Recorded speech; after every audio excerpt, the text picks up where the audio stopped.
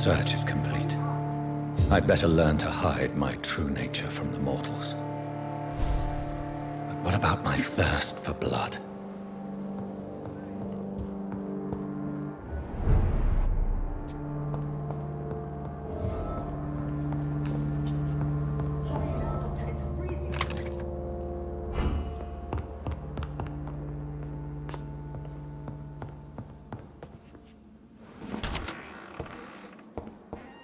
Come on, I don't have all night. Yes, Nurse Crane? How can I help you? I'm so sorry. I know Dr. Swansea wanted you to rest, but we have somewhat of a crisis. A crisis, you say? Our supply of antiseptics is nearly depleted. I was hoping there was another box up here, but...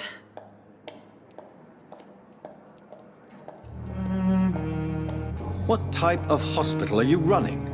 No antiseptics? You have been away too long, Doctor. With the war and now this epidemic, supplies have been running scarce for months now. I may have a solution. In France, during the war, drugs shortage was a daily problem, and we had to use our wits to overcome the shortages. However do you mean? If combined correctly, certain household chemical products can be used in a pinch instead. Now, where's the hospital storeroom? The storeroom? Fat chance. This is the Pembroke, and space is luxury we don't have. Everything used to be stored in the old morgue. Perhaps I should look there first. Where is this morgue? It's the large building behind the hospital. You'll need to go in the back door because it's been sealed off for sanitary reasons. Take this key. It opens a small back entrance at the end of a narrow street. The abandoned morgue behind the hospital. A small door at the end of a narrow street. On my way, then. Thank you, nurse.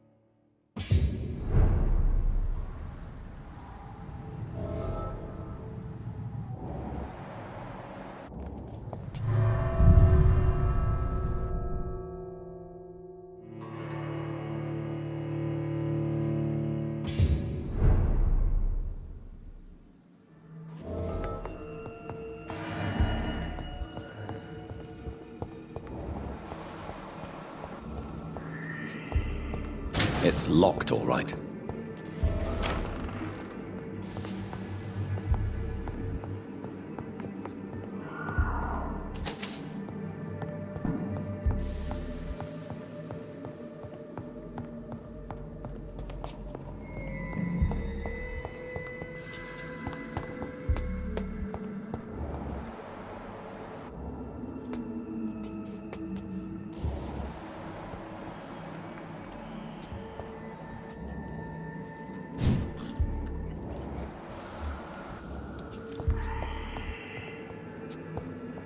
balls of Mars, fortifiers.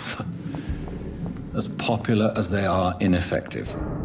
But they do contain iron tartrate, and that might prove itself useful.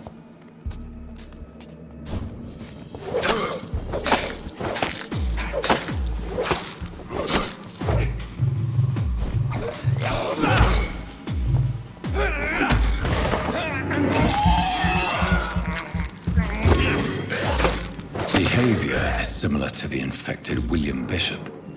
Must be the same strain. This sickness moves faster than influenza.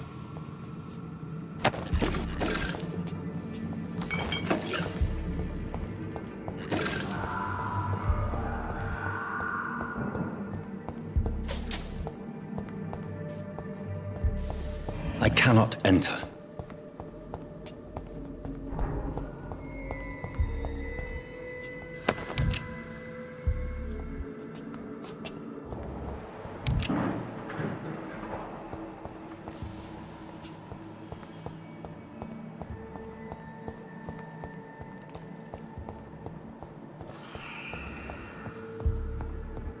This key will surely grant me access to the basement.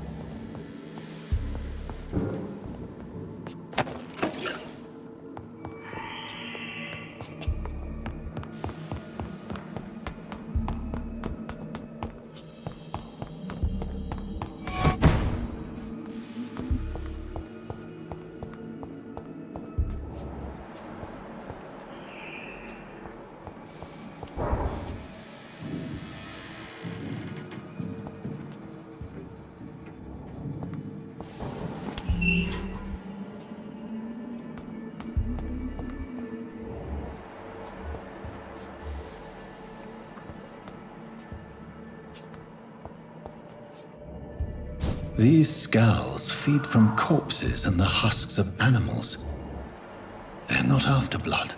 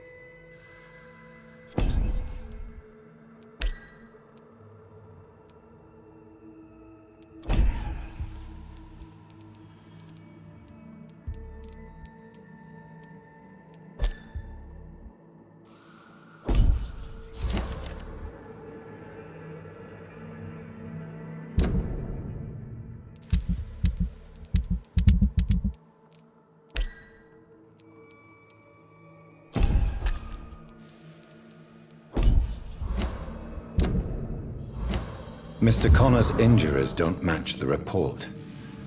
I'd better look into this. Traces of a pinkish foam at the corner of the lips. Some sort of drug overdose, perhaps? Multiple abrasions and scarring on the arms and legs. Old and distinctive injuries of a sailor or a fisherman. The chest was originally opened to perform the operation. The sutures are clean, but the chest has been reopened. A puncture over the left lung, possibly a chest tube insertion. Not the cleanest work, but I think it was successful. Signs of internal bleeding. So, Dr. Tippett's anesthetics were incorrectly dosed, causing the patient's death. And then, he tried to operate on him again. Tippett has made an egregious error. It's time we talked.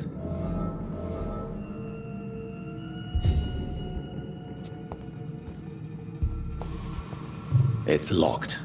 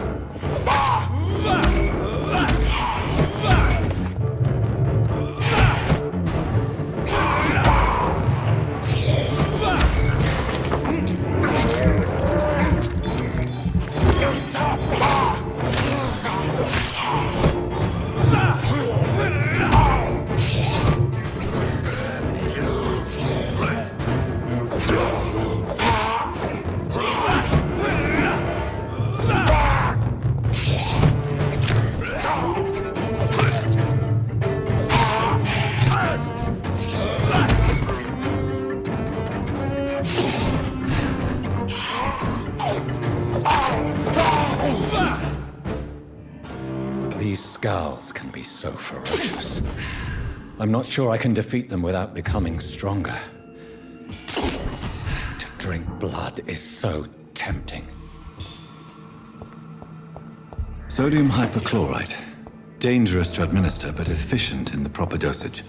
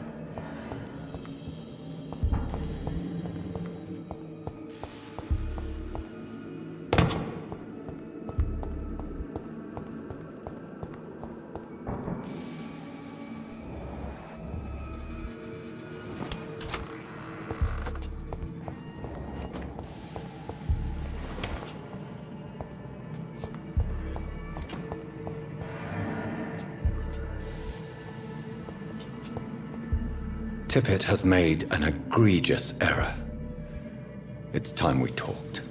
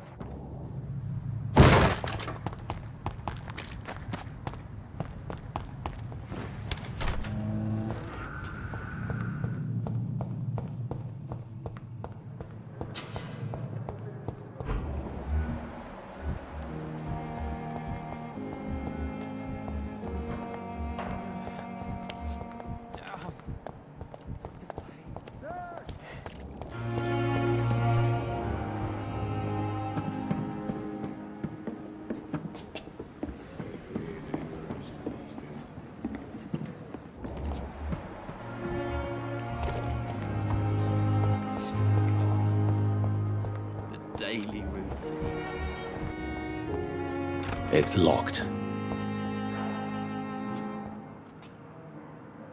Hello again, Dr. Reid. I feel better already. Can I go soon?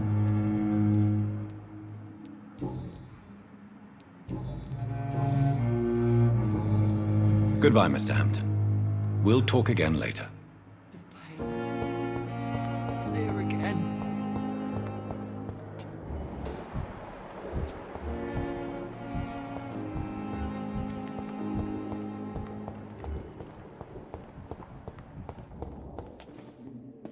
I'm quite busy right now, Dr. Reid.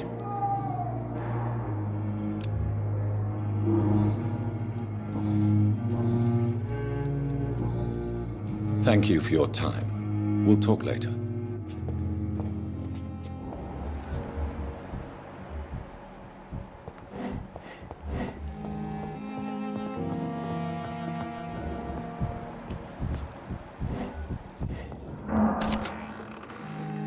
Finally, you've returned, Doctor. Did you find anything of value? Yes, nurse. You've worked your first miracle, Doctor. Now, this patient here needs immediate treatment. Duty calls. When the storm has passed, I'll show you how to mix the remedy yourself with the same basic ingredients. Many thanks, Doctor. When you've finished, you ought to report to Dr. Swansea in his office. He's been looking for you. Seemed pressing.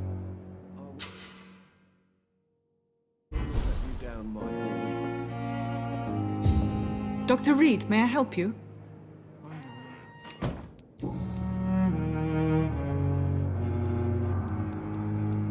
What can you tell me about our patients here at Pembroke? This hospital was founded to help the East End poor and needy. But since the war and the quarantine, we've had all manner of folk. Can you be more specific? Well, veterans, the elderly, dock workers. We even have a few mental patients. If there's space, we take them. I will not let you down, my... What can you tell me about the epidemic, Nurse Crane? I've been out of touch since I've come back to England.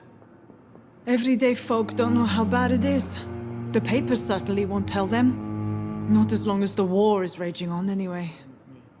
News on the front stated that the Spanish flu was under control, at least in Britain. It seemed to be for a while, but that was only last summer. It returned with a vengeance just over a month ago.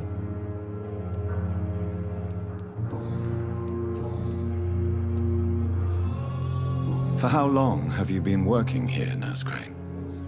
I first volunteered at the Pembroke in 1911, a few months after Dr. Swansea was appointed. And before you arrived here? If you must know, this was my first job. Well, Dr. Swansea certainly has confidence in your abilities. Are you in charge of the nursing staff? Not in an official capacity, but the Pembroke doesn't always work above board, so to speak. What about medical protocols? Dr. Reid, we don't have the money and resources here at the Pembroke like they do in the West End. We do what we can. How is the duty roster organized? Everybody works until they can't. If there's time, they'll eat a meal and shed a silent tear. I'll see you later, Nurse Crane. Good evening, sir. Doctor. Good evening, Doctor. How is my son doing?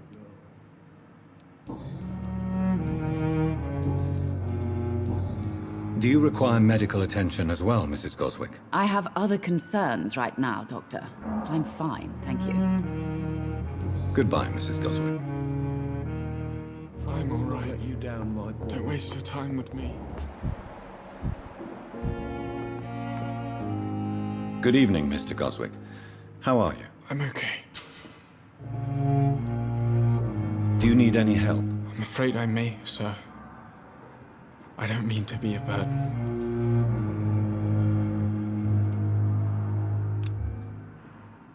You are not a burden, sir. And you have my gratitude.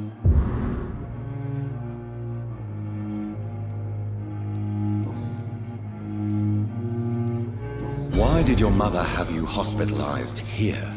She seems convinced this is a bad hospital. My mother just wants the best for me. She won't rest while I'm here. She'd go all the way to hell and back to help me. Is your mother bothering you?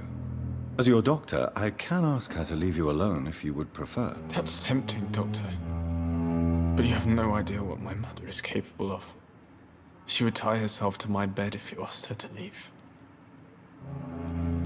Pembroke Hospital may look unorthodox, but rest assured, you're in good hands here. It's not me you have to convince, Dr. Reid. It's my mother. How painful is your throat, Mr. Goswick? So painful I'd rather not talk at all, Doctor.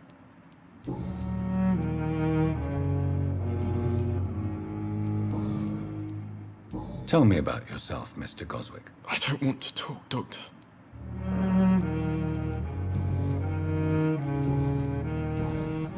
I have to go now, sir. But don't hesitate to contact me if you need any help. Good evening, sir. Doctor. Good evening, Doctor. How is my son?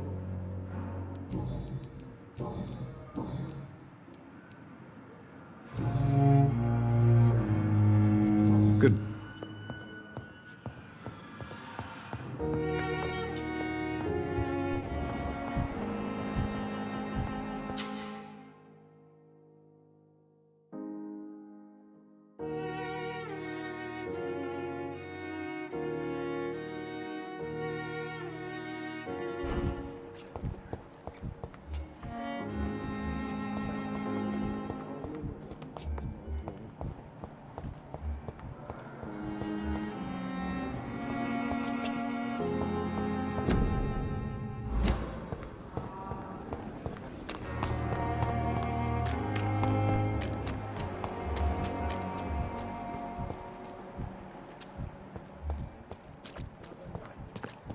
Surely I can endure another night.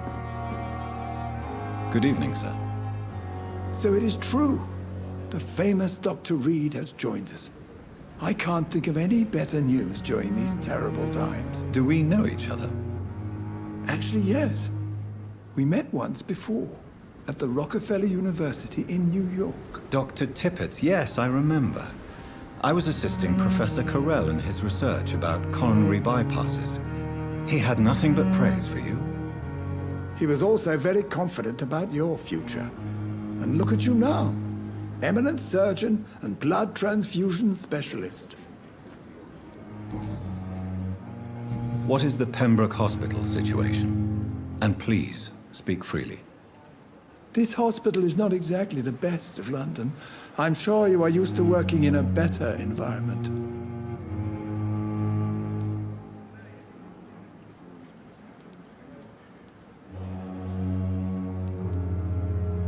It's not exactly the best situation in London either. I can't have expected this hospital to be prepared for what was to come. Don't be misled by appearances, Dr. Reid. This hospital does not lack talented people. It just lacks hope. What can you tell me about the staff in the hospital? Some are really good, and others are not so good. But during this troubled period, there is no time for slander. I prefer to focus on the positive character traits. Tell me more about cherished people, then. Nurse Brannigan is a pearl. She is the most helpful and dedicated nurse I've ever worked with. A clever and cheerful woman. You really seem to admire her skills. I'll go even further. If she was a man, she would be a damn fine practitioner. Any opinion about the management? I don't always agree with Dr. Swansea's reserve, but I must admit he does all he can to keep this facility running during this crisis. Ah, yes, the burden of command. I was fed up with this concept while serving as a medical officer. Don't get me wrong. Swansea's a good administrator. I just wish he would get out of his office now and again.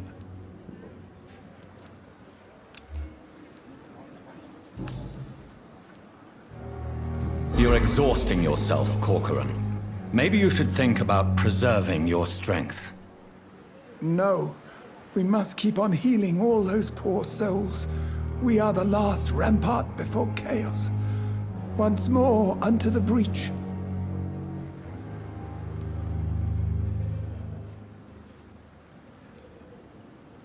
Your attitude is irresponsible, Doctor.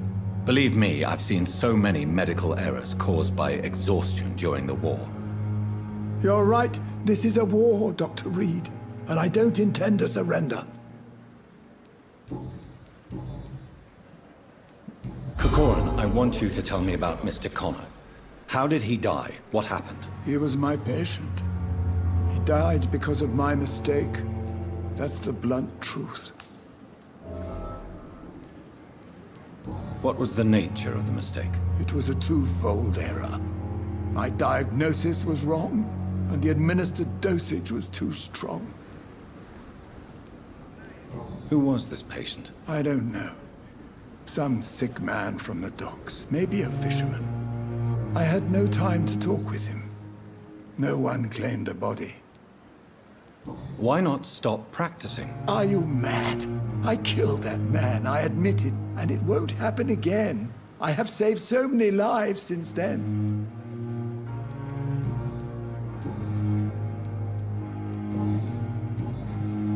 Goodbye, Dr. Tippett.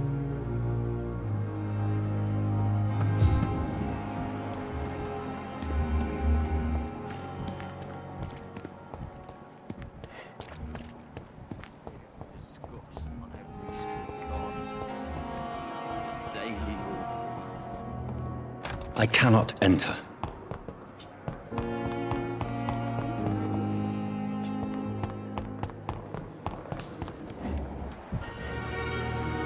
Good evening, Dr. Tippett. Dr. Reid, any good news to share? Do you need any medical assistance yourself, Doctor?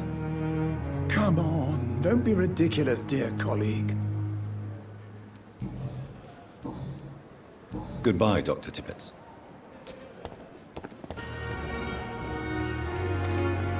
Good evening, Nurse Brannigan. Good evening, Doctor.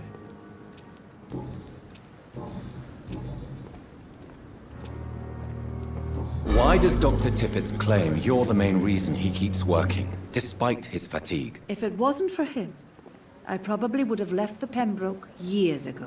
Dr. Tippett does not think of you as just a nurse anymore, does he? If you're suggesting he's not taking my gender into consideration when it comes to medical practice and knowledge, I really hope he doesn't. Tell me what Dr. Tippett did. I know his mistake caused a patient's death. If I had not covered up his error, Dr. Tippett would have been fired from this hospital. I could not let that happen.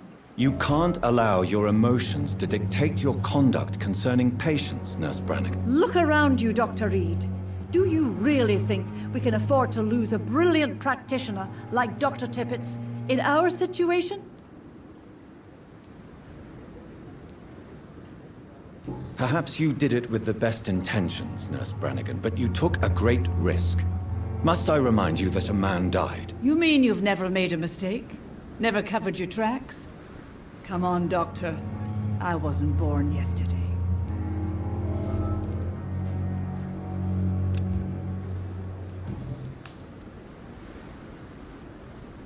I've decided that I won't reveal Dr. Tippett's, shall we say, misdemeanor. I'm so glad you share my point of view. Dr. Tippett is a brilliant practitioner. We most definitely need his know-how. I hope you're right. This is a huge risk we're taking. Dr. Tippett must regain his confidence. Please, keep this decision between you and me. He doesn't need to know you found out.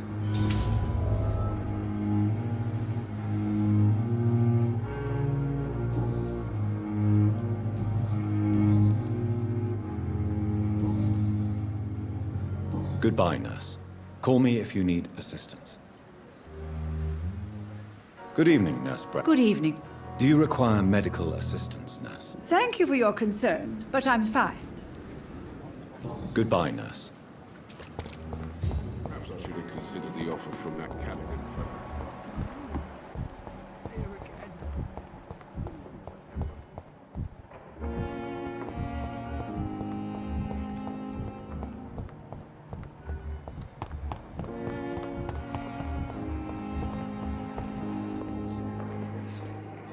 I'm quite...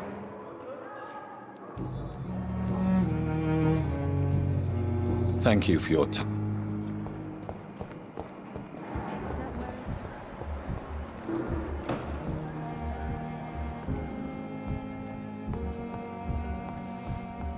Don't waste your time with me. My sweet girl.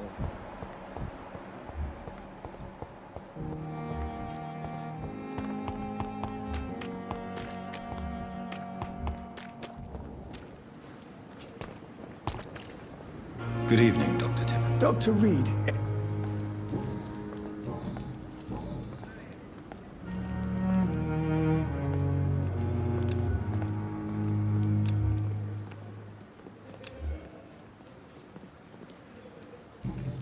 Goodbye.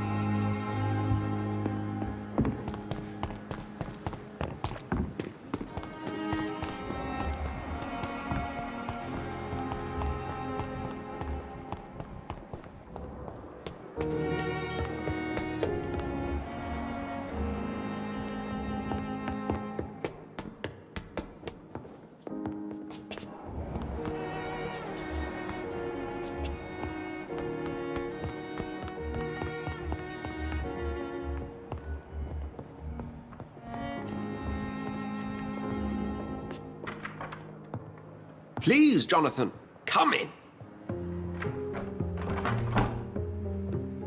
Fascinating, is it not? In the last decade, so many mysteries have been brought to light with our microscopes.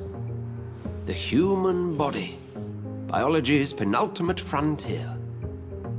The more we explore its boundaries, the less we're able to trace a clear line between life and death.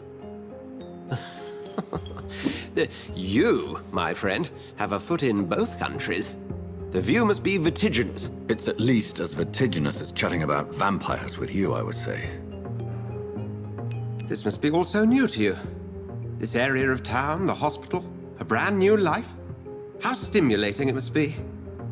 I wish I could share your enthusiasm, Dr. Swansea, but my condition defies scientific categorization. Undead? Unalive?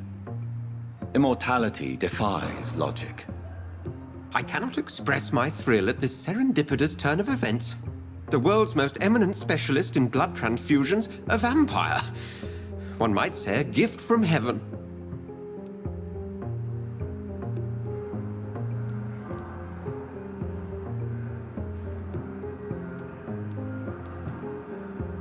There is an absurd poetry to my situation. Physician, heal thyself. Forgive me. I've been an admirer of your work for a long time, and now you are so much more than a brilliant physician. And please, call me Edgar.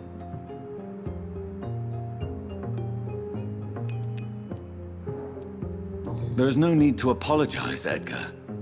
You offered me sanctuary when I had none. Very well. I have a task for you, Jonathan. Something that will require all your newfound skills. Please, go on. The Pembroke only survives through the generosity of our benefactors. Unfortunately, our main donor has found herself in a bit of a bind. Now, if you could help her out... A spokesman or politician is what you need. That's not my calling. And until I come to understand what has happened to me, I require discretion. Discretion is in order, Jonathan. Lady Ashbury has recently received rather indelicate correspondence that, if revealed, would jeopardize her position. And you would like me to eradicate this threat? By the stole, of course not. I would just like you to pay her a visit. Her ladyship is certainly near the tents outside, tending the sick. You can't miss her. Look for someone impossibly delicate. Accepted. I'll see what kind of trouble Lady Ashbury is in.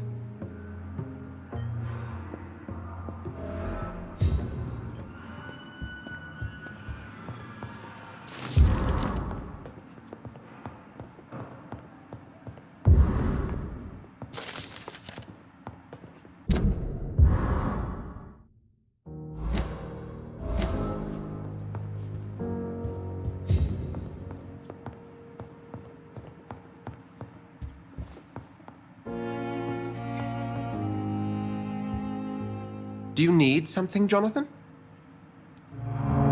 I have just a few questions. Then ask away. I'm at your service, Doctor. You mentioned something about a secret society. A brotherhood, if I recall. Could you elaborate? Certainly. I've been a member of the Brotherhood of St. Paul's Stole for several years. We are pledged to monitor and report vampire activity in England as impartial scientific observers. That explains your nightly wanderings about the docks and the questions you ask. I feel it wasn't mere coincidence that led us to that part of town. There was something as yet unseen that set those chain of events in motion. Yet you don't fear me. And still, you know the monster that lurks beneath the civilized surface. The Brotherhood has studied your kind for centuries. We believe you are as supernatural as a lion is to a gazelle.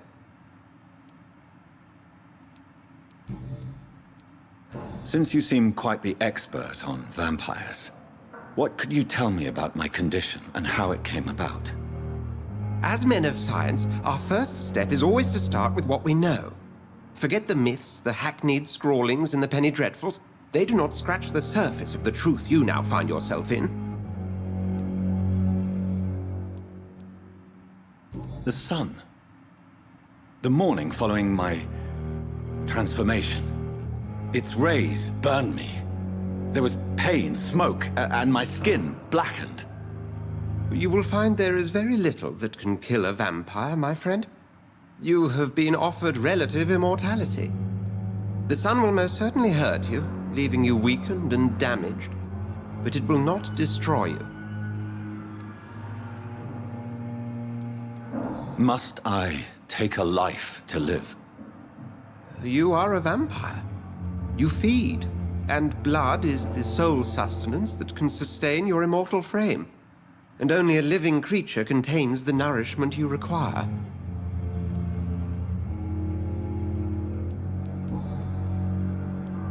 Since I'm the one working for you, what should I know about Pembroke Hospital? Well, for many years, we have been the only medical facility in this part of town that people can rely on. We support the community here, as well as provide health care. Where do we stand today? Well, to be honest, we cope on a day-to-day basis. The first wave of the Spanish flu last summer took us by surprise. We lack many of the basic necessities needed.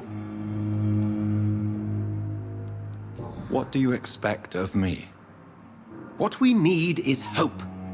You were a soldier. This is a war. This white coat's still a uniform.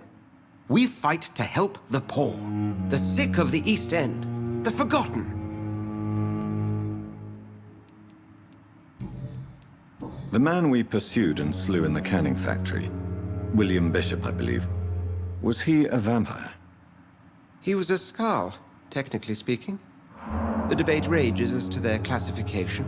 Some think them a subspecies of vampire, others something else. Just for clarity, what differences are there between myself and a Skald? A Skald is easier to eliminate, Jonathan, even if they remain formidable foes for the unprepared. Vampires... Now, vampires exist beyond the mortal realm. How do Skalds come into existence? The name means slave. The etymology may indicate that they are a lesser species of vampire. From what I know, vampires tend to despise them.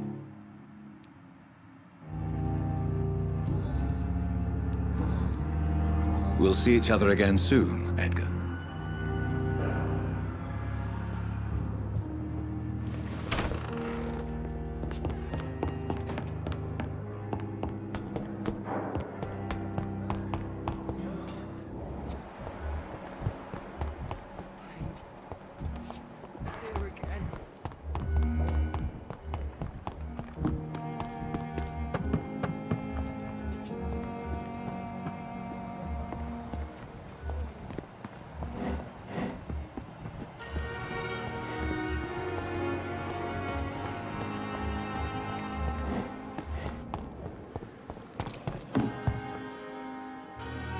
flu took my dear wife, Emily. I take comfort knowing we'll soon be together again. Mr. Rainfield, that's no way to talk. You're in good hands here, and we'll be up again soon enough.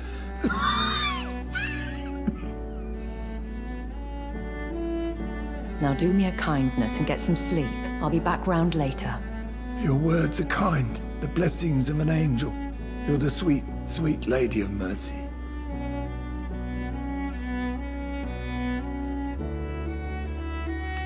Good evening, Dr. Reid.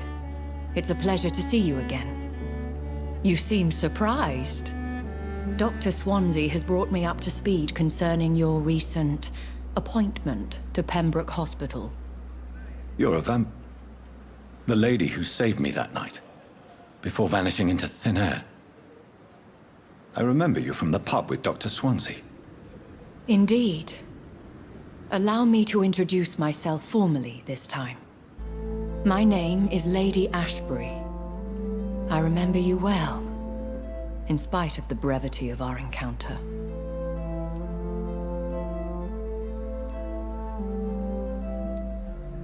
Apologies. You've taken me by surprise. I'm very happy to see you.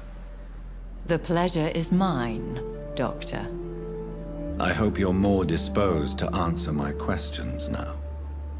You must have countless questions, but our rather urgent matter first. Swansea has explained. My cover, if you prefer, has been compromised.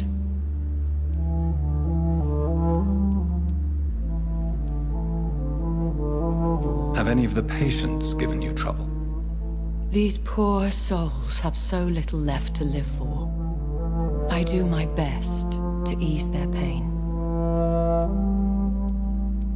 The world would be a better place if it were cared for by women like you. You make me blush. I am simply a necessary evil.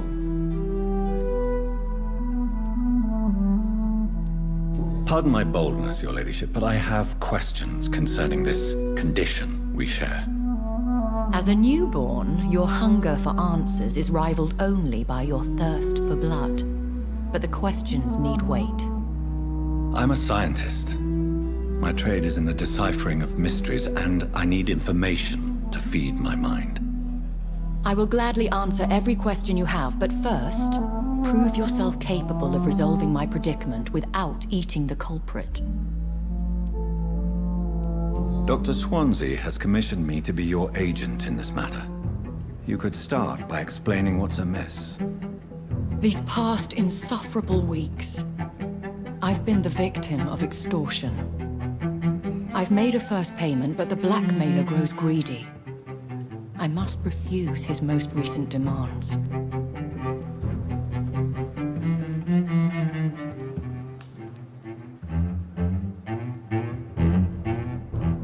What are your expectations? Please be precise. As the newly appointed surgeon of this hospital, you are in an excellent position to ask innocent questions and deftly learn the identity of my blackmailer.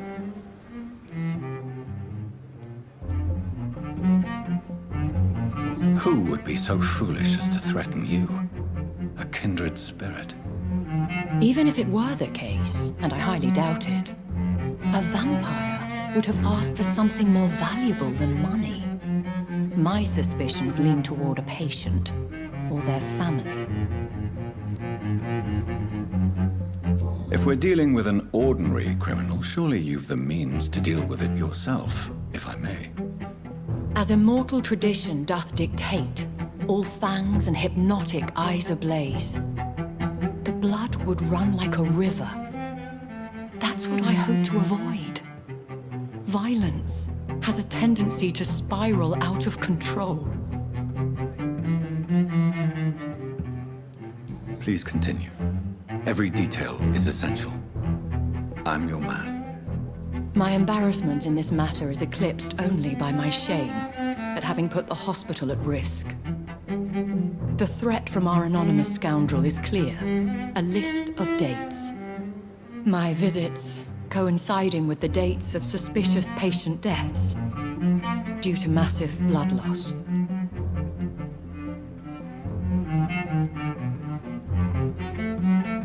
I'll take care of it. Do you know where I should start? If that was the case, I'd settle the matter myself. You could talk to our local gossip, Harriet Jones. Not a pin drops here without her hearing about it. I'll meet that woman now. My life, as others know, is in your hands, Dr. Reid. I'm sure of your discretion, but I do fear your powers of persuasion will be put to the test. When this is resolved, I'll be your obligé. I'll answer all questions in regards of your condition.